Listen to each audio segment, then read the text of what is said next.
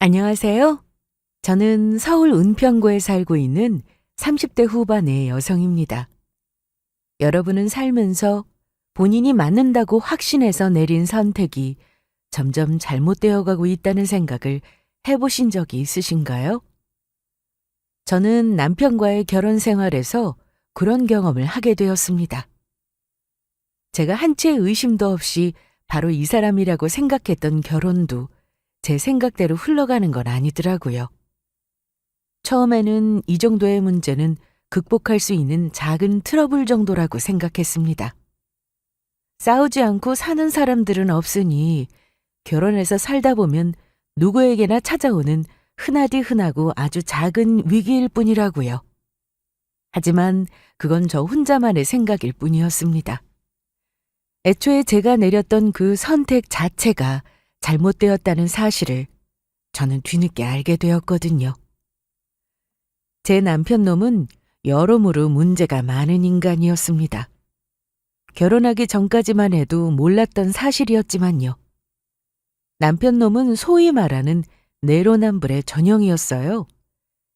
자신의 부모에게는 효도하기를 바라면서 저희 부모님에게 바라는 것만 많았고요. 겉으로는 아닌 척하면서 속으로는 모든 일들이 다 본인의 철저한 계산 속에서 이루어졌죠. 거기에 시댁은 문제 많은 남편보다도 더 문제가 많았습니다. 인간의 욕심은 끝이 없다는 말이 있죠. 저는 시댁 식구들을 보면서 인간의 욕심이 어디까지인지를 실감할 수 있었어요. 결국 저는 남편놈과 시댁 인간들과의 영원한 이별을 선택했습니다. 이혼을 하게 되었거든요. 그런 저의 이야기를 지금부터 시작해 볼게요. 제 남편놈이 처음부터 형편없는 인간이었던 것은 아니었습니다. 솔직히 말하면 오히려 그 반대에 가까웠어요. 제가 지금까지 만나왔던 그 어떤 남자들보다도 괜찮은 사람이었거든요. 생각해보면 그랬던 사람이었으니 저희가 결혼까지 하게 되었던 거겠지만요. 저는 남편과 학교 선배의 소개를 통해서 만나게 되었습니다. 그 사람이 학교 선배의 SNS에 계정에 함께 올라온 제 사진을 우연히 보고는 한 번만 소개를 시켜달라고 엄청 졸랐다고 하더라고요. 처음에는 안 된다고 하던 선배가 진저리를 칠 만큼이요. 사실 그때 저는 전 남자친구와 헤어진 지가 얼마 되지 않았었기 때문에 새로 연애를 시작할 마음이 별로 없었거든요. 선배도 그런 제 사정을 알고 있어서 처음에는 딱 잘라 거절을 했던 것이었고요. 하지만 날이면 날마다 전화를 해서 소개를 시켜달라고 조르는 동에 선배가 도저히 안 되겠다면서 그냥 딱 한 번만 만나주면 안 되겠냐고 하길래 나갔던 자리였습니다. 저는 그냥 나가서 정말 가볍게 커피나 한 잔 마시고 돌아올 생각이었죠. 그런데 그러던 저희가 어떻게 사귀게 됐는지는 저도 신기할 노릇이었습니다. 돌이켜보면 아마도 그 사람이 저에게 하도 적극적으로 만나보자는 공세를 펼쳐서였던 것 같아요. 10번 찍어서 안 넘어가는 나무가 없다고들 하잖아요. 제가 그 나무였던 셈이었죠. 솔직히 말해서 빠지는 부분은 없다 싶었습니다. 적당히 얼굴도 괜찮았고 성격은 더 괜찮았고요. 무엇보다도 저랑 취향이 잘 맞는 것 같더라고요. 좋아하는 것, 싫어하는 것, 슬퍼하는 것, 기뻐하는 것. 그 대부분의 취향들이요. 그러기가 참 쉽지가 않잖아요. 인연이다 싶었죠. 뜻밖에도 남자친구가 된 그 사람은 사귀기 이전과는 또 다른 모습이 되었습니다. 긍정적인 쪽으로 말이에요. 연애를 시작하기 전에는 성별만 남자인 친한 친구 같았는데 연애를 시작하고 나니 딴판이 되더라고요. 정은아, 여기 양산 밑으로 들어와. 햇볕에 얼굴 타. 너 또 선크림 안 바르고 나왔지? 더운데 양산 들고 있기 무겁지 않아? 나 햇볕 좀 봐도 돼.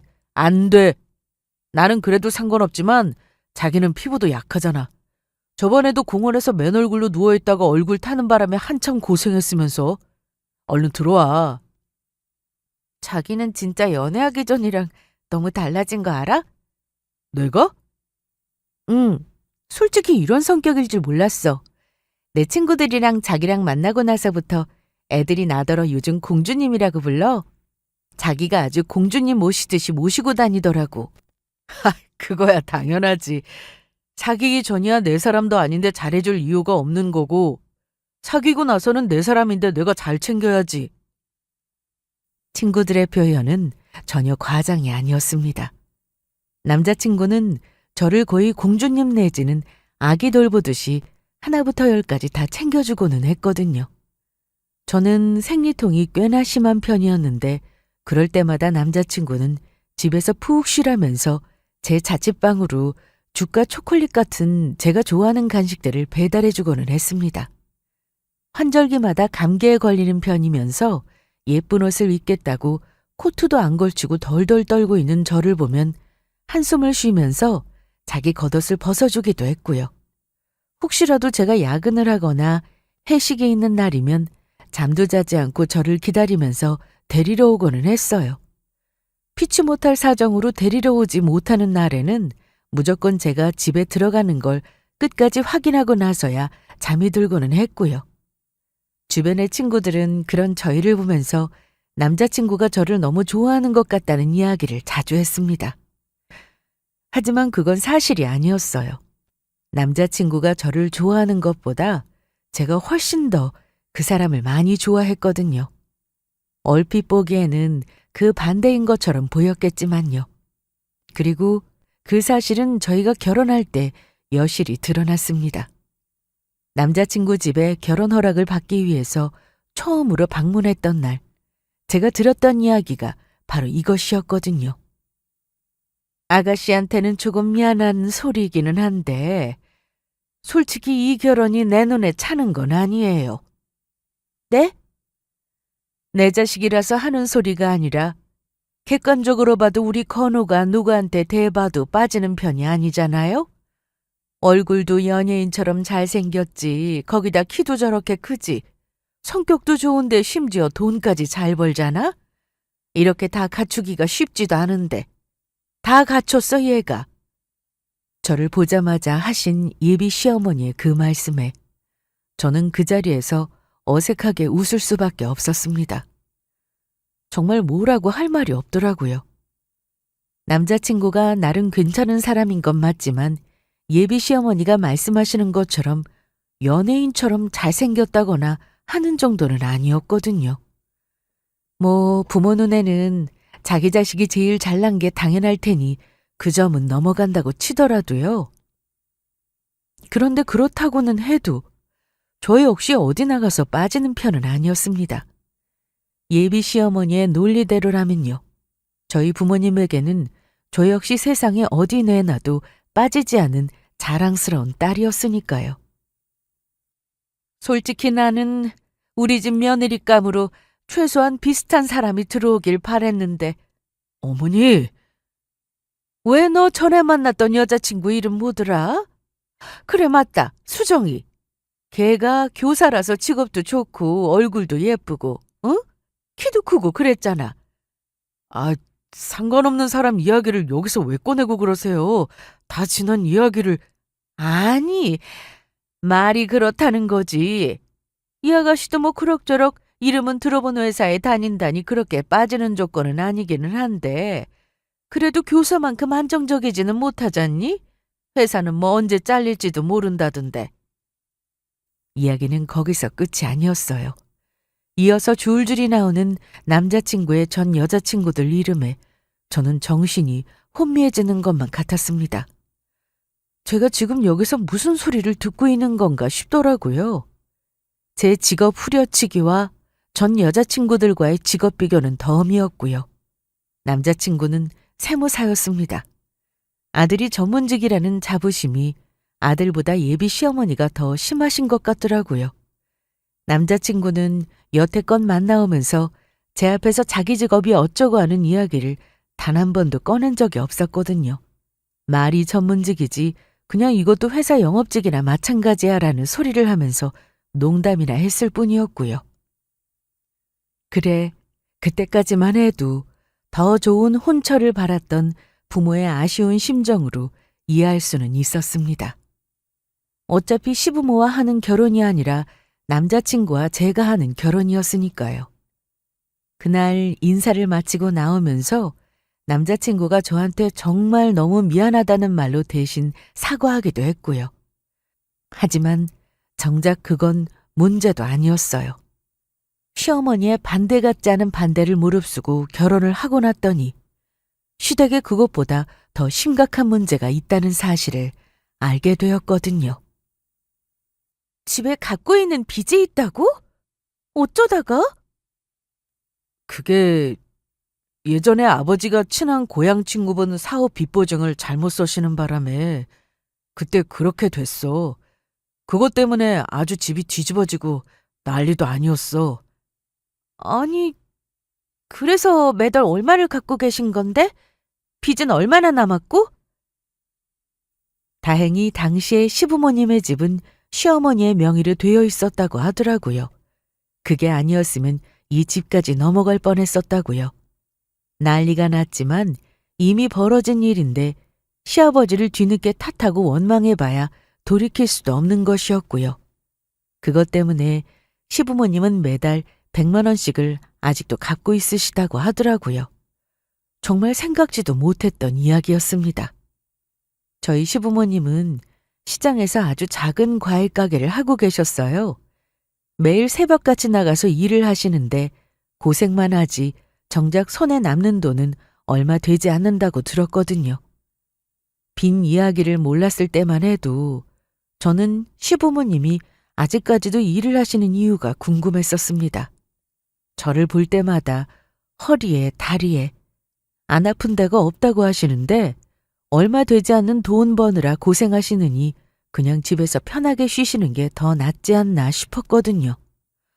그런데 알고 보니 그게 다 이유가 있었던 것이었죠. 아직도 남은 빚을 갚아야 했으니까요. 남편이 작정하고 숨긴 건 아니었겠지만 결혼하고 나서 이 이야기를 듣고 나니 속으로 조금 황당하더라고요. 부족할 것 없이 잘난 아들을 미치는 결혼을 시키는 것처럼 아깝다고 노래를 불렀는데 사실은 온 식구들이 그동안 남편 하나만 보고 살았다는 사실이요. 과일 가게는 사실상 시어머니 혼자서 하시고 시아버지는 놀면서 무거운 짐이나 나르는 수준이었거든요. 허리가 안 좋으셔서 나가서 다른 일을 구할 생각도 없어 보이셨고요. 거기다 하나 있는 남편의 누나는 제대로 된 직장도 없이 간신히 입에 풀칠이나 하고 사는 정도였습니다. 결혼 전에는 어디 회사를 다니고 있다고 들었었는데 결혼 후에 알고 보니 그게 1년짜리 계약직으로 아르바이트나 다름없는 일이었더라고요. 특별한 기술이 필요한 것도 아니니 많은 돈을 줄 리도 없었고 그렇다고 그게 경력이 쌓이는 일도 아니었고요. 그냥 최저시급에 가까운 돈을 받고 일을 하면서 야근에 시달리다가 힘들다면서 그 1년도 제대로 못 채우고 회사를 관두고 나왔었고요. 회사를 나온 뒤로는 또 다른 일자리를 알아보고 있다는데 제대로 된 일을 구하는 게 힘든 모양이더라고요. 이래저래 결혼을 하고 난 직후에 알게 된 사실들은 충격의 연속이었습니다. 하지만 이제 와서 그것 때문에 결혼하자마자 이혼을 할 수도 없는 노릇이었고 황당하기는 했지만 그냥 넘어갈 수밖에 없더라고요. 다만 남편도 그 사실을 알고 있는지 결혼한 이후로는 저에게 엄청 잘했습니다. 결혼하기 전에도 입댈 곳이 없을 정도로 잘했지만 지금은 더 잘했죠. 여전히 저를 공주처럼 아껴줬고 바쁘게 일하는 와중에도 본인이 집안일을 더 많이 하려고 노력했고요. 여보, 뭐 먹고 싶어? 나 오늘은 알리오 올리오 먹고 싶은데? 알리오 올리오 좋지. 당신 좋아하는 왕새우랑 시금치도 넣어서 만들어줄게. 좋아. 냉장고에 버섯도 오래돼서 상하려고 하는데 그것도 넣을까?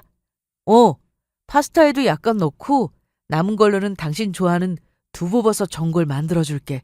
내일 아침에는 토스트 말고 찌개 데워 먹고 가. 저는 아침을 안 먹으면 일을 못하는 타입이었거든요. 그래서 토스트나 하다못해 우유에 시리얼이라도 꼭 말아먹고 나가야 하는 편이었고요.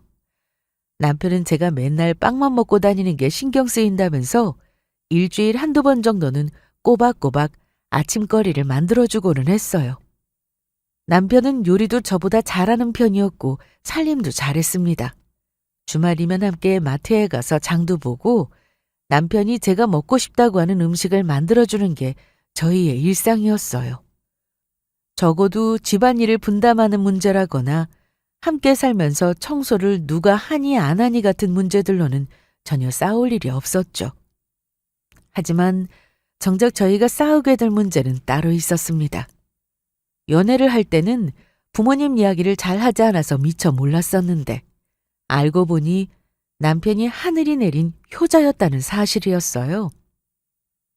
제가 시부모님에게 효도하기를 엄청 바라더라고요. 토요일 아침은 꼭 우리 집에서 먹었으면 좋겠어. 우리 집? 시댁에 가자는 이야기야? 어릴 때부터 다 같이 모여서 밥 먹는 게 우리 집 전통이었거든. 부모님도 일주일에 꼭 밥 한 끼 정도는 얼굴 마주보면서 먹었으면 좋겠다고 하시고.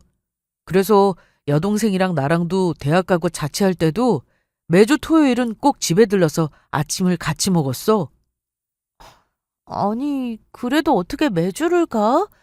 나도 일이 있을 수도 있고. 말이 그렇다는 거지.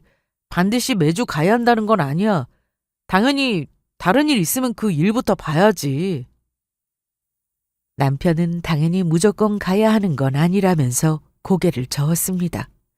그냥 식구들끼리 밥 한 끼 먹는다고 가볍게 생각하면 된다고 하면서요. 그런 일정이 있다는 전제 자체가 부담스럽다는 걸 이해를 못 하더라고요. 저는 처음에는 남편이 가볍게 말을 한 것처럼 대수롭지 않게 생각을 했어요.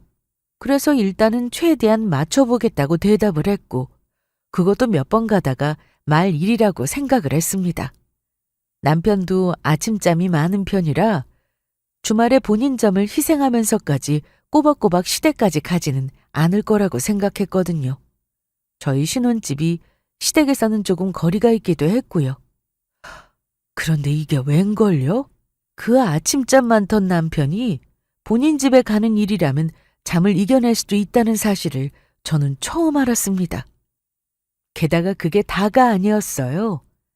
나 이번 주는 시댁에 못 가니까 당신 혼자 다녀와. 내일 친구들 만나기로 했어. 몇 시에 모기로 했는데? 12시에 같이 점심 먹기로 했어. 그럼 아침 먹고 가면 되잖아. 거기서 바로 출발해도 되고. 점심 때도 식사 약속이 있는데 시댁에서 또 아침까지 먹고 가면 너무 배부르단 말이야. 그냥 조금만 먹고 가면 안 돼? 어머니가 우리 온다고 오이소박이랑 총각김치 담가 놓으셨다고 했는데. 제가 개인적인 약속이 있어서 시댁에 못 가겠다고 하면 어째나 서운한 티를 내던지요. 남편이 처음에 했던 약속과는 전혀 딴판이었습니다. 도대체 왜 이렇게까지 식사에 집착을 하는 건지 모르겠더라고요. 사실 저는 매주에 시댁에 간다는 것 자체는 부담스럽진 않았어요. 의외로 제가 이런 쪽으로는 스트레스를 안 받는 편이었거든요. 시댁에서는 시댁 식구들 모두가 주말마다 교회를 나갔기 때문에 아침에 식사를 하고 나면 어차피 오래 앉아 있을 수도 없었고요. 다만 매주 거의 고정적으로 정해진 스케줄이 있다는 것 자체가 저를 힘들게 했습니다. 거기까지는 그래도 이해해 보려고 하면 할 수도 있는 부분이었어요. 그런데 산 넘어 산이라고 하나를 이해해 볼 만하니 또 다른 문제가 저를 기다리고 있더라고요. 심지어 이건 제가 도무지 이해할 수가 없는 문제였습니다. 친구들 보니까 애 낳으면 진짜 돈이 장난 아니게 많이 들더라. 그렇지? 내 친구들도 그렇더라고. 요즘은 다들 끽해야 애 하나 낳고 진짜 많아야 둘인데도 감당이 안 되나 봐. 애들 자랄수록 더 심하대. 사교육 시작할 때부터는 선택하기에 따라서 끝도 없이 들어간다고. 내 대학 동기는 일찍 결혼해서 애가 유치원 다니는데 벌써 영어 유치원에 뭔 수학 과외에 태권도 바이올린까지 시킨다고 한 달에 300만 원 든다더라. 와, 장난 아니다. 근데 유치원생은 한참 뛰어놀아야 할 때 아니야? 그런 애를 굳이 그렇게까지 잡아서 시켜야 해? 스트레스 받겠다. 당신도 그렇게 시키고 싶어? 아무래도 결혼을 했다 보니 저희의 대화 주제는 때때로 앞으로 생길 2세에 대한 이야기로 넘어가고는 했습니다. 그런데 남편이 저와는 상당히 다른 교육관을 가지고 있더라고요. 요즘은 우리 어릴 때랑 다르잖아. 우리 때야 그저 어릴 때는 놀이터에서 즐겁게 놀다가 초등학교 들어가서 한글 배우고 산수 시작하고 그게 다였지만 요즘은 영어까지 떼고 들어가야 한대. 안 그러면 수업을 못 따라간다고. 영어 유치원도 보낼 수 있으면 보내고야 쉽지. 돈이 문제지만. 아, 정말? 되게 의외네. 난 사실 거기에 대해서 깊게 생각해 본 적은 없어서 나중에 우리 아기 생기면 다시 진지하게 이야기해 봐야겠다. 그치? 그러자 남편이 뜻밖의 이야기를 했습니다. 우리가 진지하게 이야기하면 뭐래. 그렇다고 학원비가 나오는 것도 아닌데. 그럼? 그런 건 외할아버지, 외할머니랑 의논해야지. 우리 애 학원비 내주실 분들인데. 우리 집에서 학원비를 내준다고? 그게 무슨 말이야? 아니, 요즘에는 증여세 때문에도 그렇고 주변에 보통 자식 낳으면 학원비는 외할아버지가 다 내주시더라고. 그 말에 저는 조금 어이가 없어져서 되물었습니다. 그런데 그걸 왜 꼭 외할아버지가 내주시는 거야? 친할아버지는 어딜 가고? 돈이 있으면 친가든 외가든 뭐 그게 중요하겠어? 그런데 우리 형편은 다르지. 우리 부모님은 처갓집이랑 다르게 돈이 없으시잖아. 없는 살림에 나 키우느라 고생하셨고. 우리 부모님도 나 키우느라 고생 많이 하셨어. 그리고 난 우리의 사교육비를 부모님한테 내달라고 할 생각도 전혀 없고. 양가 부모님한테 손 안 벌리기로 살기로 했잖아, 우리. 그렇기는 한데. 그건 우리 이야기고 우리 애는 도움 받을 수 있으면 받는 게 좋잖아. 제가 점점 느끼고 있는 남편의 문제는 이것이었습니다. 다 괜찮았는데 이렇게 돈 문제와 관련해서만 계산적이고 약삭빠르게 행동하는 모습이었죠. 그것도 시댁과 친정을 전혀 다른 기준에 두고서 말이에요. 결혼할 때 저희는 각자의 부모님께 도움을 받지 않고 살기로 약속을 한 상태였습니다. 그건 남편이 먼저 제안한 것이었어요. 시댁에서는 도와줄 돈이 없고 본인도 원하지 않으니 저도 바라지 말라고요. 대신에 본인도 저희 집에 아무것도 바라지 않겠다고 했었죠. 둘 다 맞벌이로 일을 하고 있었고 큰 욕심만 부리지 않으면 저희는 저희 힘으로 먹고 사는데 전혀 지장이 없었으니까요. 그런데 그때 그 약속과는 다르게 남편은 점점 말이 달라지기 시작했습니다. 돈 들어갈 일이 생기거나 그럴 계획이 생기면 은근히 저희 부모님이 도와주시기를 바라더라고요. 딱 지금처럼요. 본인 부모님 돈은 본인 부모님 돈이고 저희 부모님 돈은 저희가 급할 때면 당연히 끌어다 쓸 수 있는 은행처럼 굴더라고요. 더 어이가 없었던 건 시부모님의 태도였습니다. 솔직히 너희는 복 받은 거야. 네? 복이요? 그래. 우리는 자식한테 손 한 번 안 벌리잖니? 밖에 나가봐라. 자식 키워놓고 뽕 뽑아 먹으려고 하는 부모들이 천지판국에 우리 같은 부모가 어디 많은지. 우리가 용돈을 달라고 하기를 해. 병원비를 내달라고 하기를 해. 시부모님은 자식들에게 손을 안 벌린다는 사실을 엄청 대단한 것처럼 말씀하시고는 했습니다. 용돈을 안 드리는 건 저희 친정 부모님께도 마찬가지였는데 말이에요. 심지어 그 말씀을 어찌나 자주 하시는지 이게 사실은 용돈을 달라고 말씀하시는 건가 싶은 생각이 들 정도였습니다. 거기다 더 어이가 없었던 건 시부모님의 말과 행동이 앞뒤로 달랐다는 점이었어요. 나중에 알고 보니 남편이 저 몰래 시어머니께 용돈을 드리고 있었더라고요. 뭐야 이게? 당신 나 몰래 부모님한테 용돈 드리고 있었어? 아, 그게 용돈이 아니라 어머니가 요즘 치과 치료 받으러 다니시는데 돈이 너무 많이 나온다고 치과에 안 가겠다고 하시지 뭐야. 하는 수 없이 내가 병원비 좀 지원해 드릴 테니까 계속 다니시라고 설득하다가 그렇게 됐어. 많이 드린 건 아니야. 아니, 액수가 중요한 게 아니잖아. 그리고 병원비면 일회성으로 드리는 거지. 여기는 돈이 매달 나가고 있었는데? 이건 용돈인 거잖아. 그제야 남편은 우물쭈물하면서 대답을 못하다가 제 눈치를 살피면서 그냥 몇 달만 이렇게 드리려고 했었다고 하더라고요. 제가 우연히 남편이 숨겨둔 통장 거래 내역을 발견하지 못했다면 그게 몇 달이 됐을지 몇 년이 됐을지는 아무도 몰랐을 일이었겠죠. 어머님도 참, 나한테는 그렇게 용돈 안 받는 부모 없다고 큰소리 치시더니. 저 말씀을 불과 얼마 전에도 들었던 저로서는 기가 막힐 노릇이었죠. 이걸 저에게 숨긴 남편에게도 어이가 없었고요. 어쨌든 저에게 숨겨왔던 비밀을 들켜버린 남편은 다음 달부터는 다시 용돈을 끊겠다면서 약속을 했습니다. 저는 거듭 말했어요. 용돈을 드려도 안 드려도 상관없는데 첫째로 저에게 비밀을 만들지 말 것과 둘째로 용돈을 드릴 거라면 양가에 공평하게 드려야 한다고요. 그랬더니 남편은 그냥 양가에 공평하게 드리지 말자고 대답을 하더라고요. 그래서 그 일은 그렇게 마무리되었습니다. 그러던 어느 날이었습니다. 친정 부모님이 저희가 살고 있는 신혼집에 놀러 오겠다고 하시더라고요. 특별하게 날을 잡아서 초대를 하고 이럴 일은 아니었고 근처를 지나가는 길에 그냥 잠깐 들르겠다고 하신 거였어요.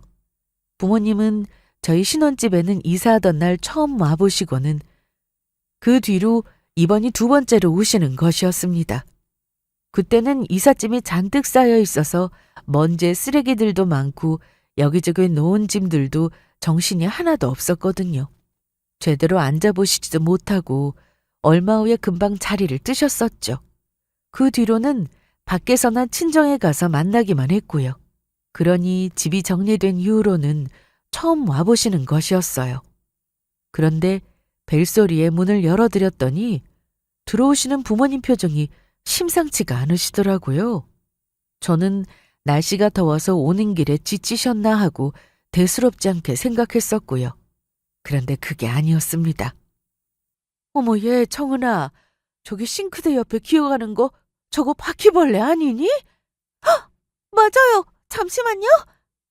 여보, 당신이 가서 좀 잡아봐요. 알았어. 정훈아, 이리 나와봐. 아빠가 잡아줄게. 하필이면 저희 부모님이 저희 집에 들어오시자마자 집에서 바퀴벌레가 나왔지 뭐예요. 그것도 엄청 큰 바퀴벌레였어요. 사실 집에 벌레가 나온다는 게 놀랄 만한 일은 아니었습니다. 저희 신혼집은 벌써 지은 지가 몇십 년이나 된 아주 오래된 빌라였거든요. 오래된 집에 다 바퀴벌레가 나오는 것은 아니었지만 안타깝게도 이 집은 그런 집이더라고요.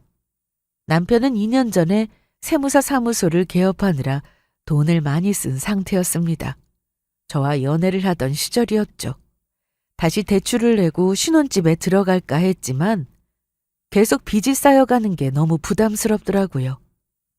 그래서 남편과 상의한 끝에 남편 회사가 자리를 잡을 때까지만 당분간 빌라 전세로 살기로 했고요.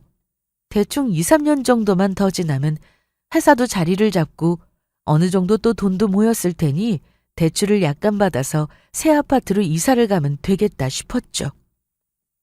그런데 제가 간과했던 사실이 하나 있더라고요. 그건 제가 이런 오래된 빌라에서 살아본 적이 없었다는 사실이었습니다. 저는 사실 그동안 신축 오피스텔과 신축 아파트로만 옮겨 다니면서 살았거든요. 오래됐다고 해도 어느 정도 인테리어를 하고 들어왔고 빌라라고 해도 뭐가 그렇게 다를까 싶었는데 그건 저의 착각이었습니다. 경비실이 없어서 그런지 아래층에는 도둑이 든 적도 있었다고 했고 공동으로 사용하는 구역도 하나도 관리가 안 되더라고요. 주차장은 둘째치고 특히나 쓰레기장이며 분리수거장은 거의 방치된 상태나 마찬가지였습니다. 벌레도 너무 많이 나왔어요. 매일 보이는 바퀴벌레는 그냥 예사일 정도로요. 이게 우리 집만 깨끗이 치운다고 되는 일이 아니더라고요. 방역업체도 불렀었는데 이웃집에서 들어오는 거면 소용이 없다고 하고 오래된 집이라 어쩔 수가 없대요. 그래도 그렇지. 저렇게 벌레가 나오는데 어떻게 살아? 면역도 약한 애가 병이라도 걸리면 어쩌려고. 안 그래도 친정 부모님은 빌라로 들어오시던 와중에 이미 쓰레기장에 산더미처럼 쌓여있는 쓰레기들을 목격하고 들어오신 거라고 하더라고요. 저희 빌라에 사는 사람들이 돈을 모아서 주기적으로 청소업체가 오기는 하는데 그래도 관리업체가 있는 것만큼 깨끗하게 관리되지는 않았거든요. 어쨌든 그날의 방문으로 친정 부모님은 아주 학을 떼고 돌아가셨습니다. 이사하던 날에는 정신이 없어서 잘 살피지를 못했는데 지금 둘러보니 이런 데서 어떻게 살고 있는 거냐고 하시면서요. 그리고 그 주 주말에 부모님에게서 다시 연락이 왔습니다. 깨끗하고 넓은 집으로 이사를 하라고 하시면서 집을 얻어주시겠다고 하시더라고요. 제가 너무 고생하는 게 너무 마음에 걸렸다고 하시면서요. 정말이야? 진짜로 도와주시겠다고 하셨어? 그때 여기에 와보시고 나서 너무 마음에 걸렸나 봐. 부모님이 밤에 잠도 못 주무셨대. 나도 좁고 오래된 집에서 당신 고생시키는 것 같아서 사실 그동안 마음이 너무 안 좋았는데 진짜 다행이다. 그랬었어? 당연하지. 이제 우리 넓은 집으로 이사 가고 나면 아기도 낳자. 전혀 예상하지 못했던 그 제안을 듣고 저희 남편은 아주 좋아서 어쩔 줄을 몰라 했습니다. 마치 로또라도 당첨된 것처럼 좋아하더라고요.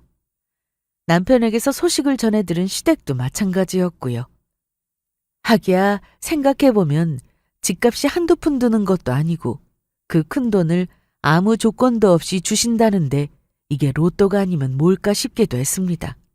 저도 그동안 저에게 미안했다고 하면서 저렇게까지 좋아하는 남편을 보니 조금 짠하기도 했고요.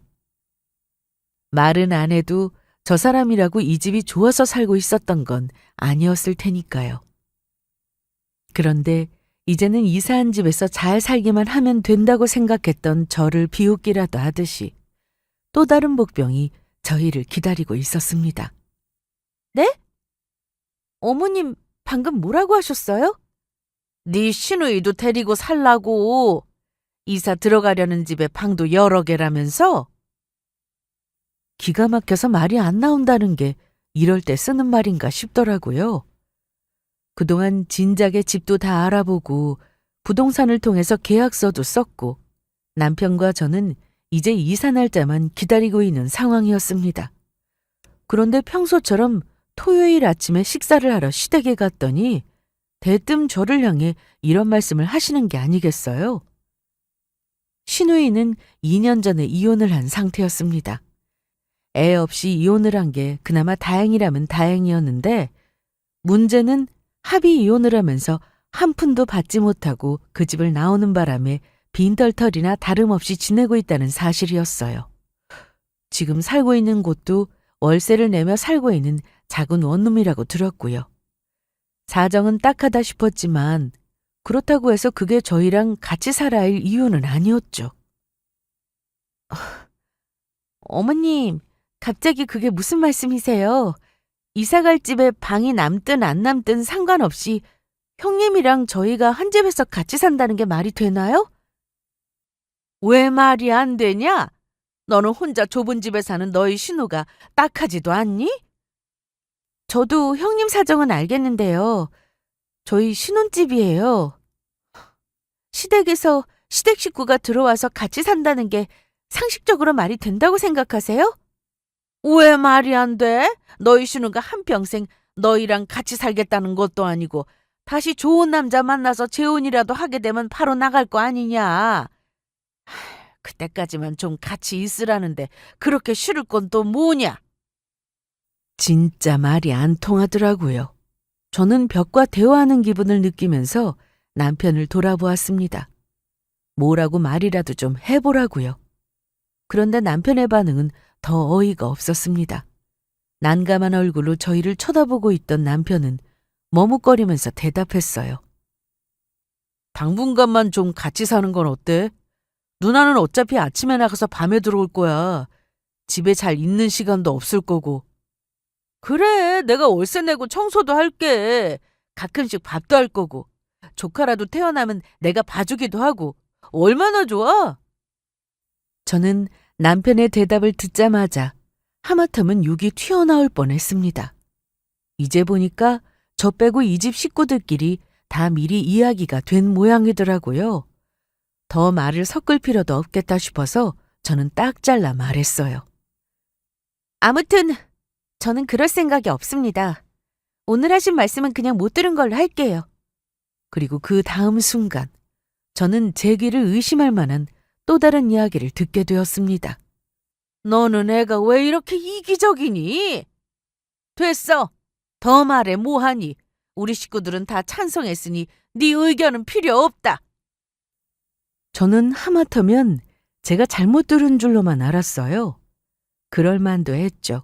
우리 부모님이 사주시는 내 신혼집에 시누이가 들어와서 살 생각인데 거기서 제 의견은 필요 없다는 말을 일반적인 상식이 있는 사람이 할 소리겠어요?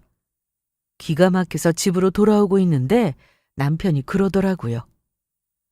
불편한 게 있을 수는 있어도 저만 조금 참고 양보하면 모두가 행복한데 왜 이렇게 양보를 모르냐고요. 그제서야 저는 깨달았습니다. 남편은 더 이상 내 사람이 아니었고 저는 이 사람의 가족도 뭣도 아니었다는 사실을요. 남편 놈에게는 너무나도 소중한 본인의 가족이 따로 있었습니다. 말로는 제가 가족이라고 했지만 실상은 저는 그 속에 포함되지 않았었던 것이었죠.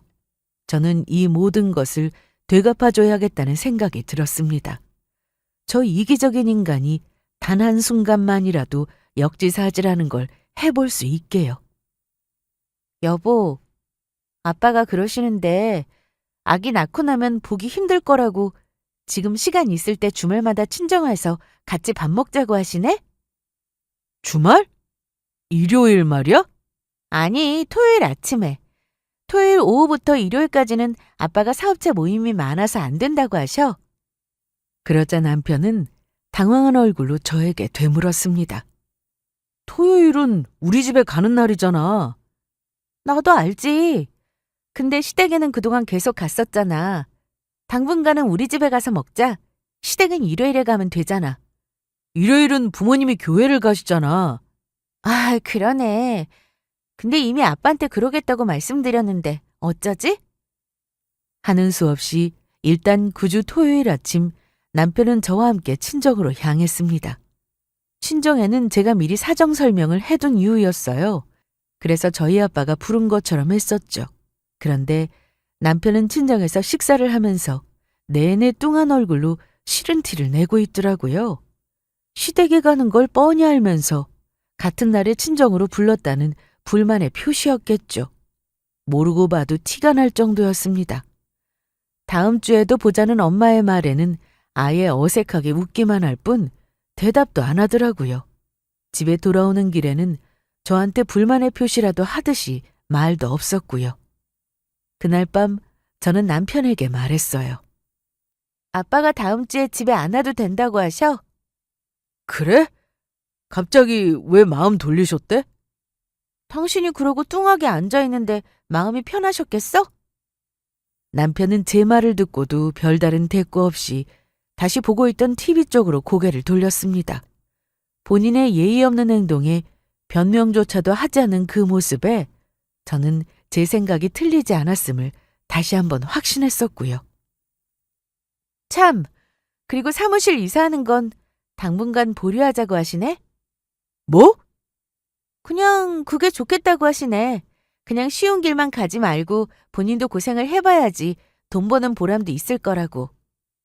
그제서야 남편은 화들짝 놀라면서 TV를 끄고 제 쪽을 돌아보았습니다. 원래 남편은 그나마 임대료가 저렴한 곳에 들어가느라 본인이 원하는 자리에 사무실을 내지 못한 상태였어요. 그런데 세무사 사무실이 자리를 엄청 탄다고 하더라고요. 상식적으로 생각을 해봐도 그럴 만했죠. 그래서 계속 더 목이 좋은 자리로 이사를 나갈 생각을 하고 있었는데 마침 아빠 친한 친구분이 갖고 계시는 건물에 이번에 자리가 난다고 하더라고요. 그것도 남편이 원래 들어가고 싶어 했던 바로 그 동네였어요.